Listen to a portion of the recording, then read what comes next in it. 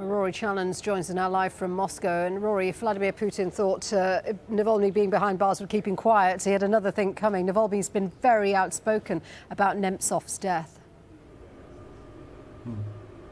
Yeah, essentially what Navalny's position is that Nemtsov was killed by either government intelligence or a pro-government organisation on the specific orders of the Kremlin itself, the leadership of the country, as he put it, saying Vladimir Putin's name specifically.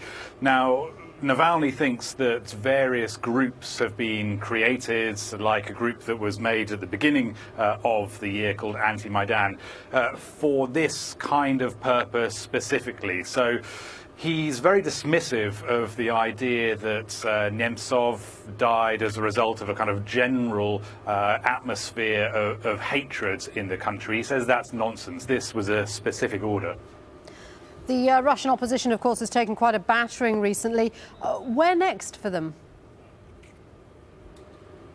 Well, I think clearly people like Navalny will be worried about their own safety. You could argue that Navalny is a much higher profile opposition figure than Nemtsov was.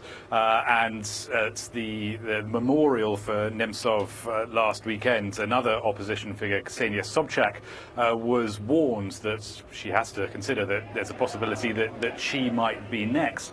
But the opposition are continuing with what they are trying to do and what they have been doing. So the reports that Nemtsov was working on into the Russian government, the Russian military's involvement in Ukraine, the opposition are saying that that will still be published. We don't know when, but probably sometime soon. And the march that was going to be taking place last weekend as an opposition march, which became the memorial march for Nemtsov, that opposition march is now going to happen in April. But if the opposition are going to make any kind of headway, they're going to have to overcome the kind of prevailing atmosphere in Russia at the moment, which is a very, very strong public mood of conservative nationalism.